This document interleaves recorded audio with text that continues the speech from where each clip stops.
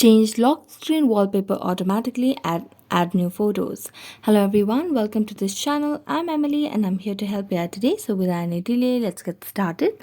Now for this process, what you need to do is just go to the settings of your device and then scroll down and tap on lock screen.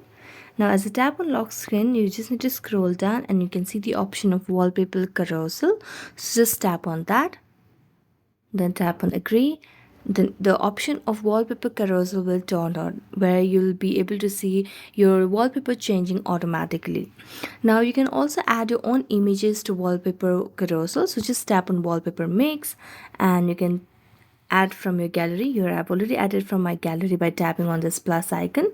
So you can select the image frequency, where you can choose every fifth image, every fourth image, third or second image as your own gallery mix. So you just have to tap on that, and after that you'll be able to change and add your new photos in the wallpaper carousel. So thank you so much for watching this video. If you enjoyed watching it, don't forget to like, subscribe and hit the bell notification for more updates. That's it for today and see you next time.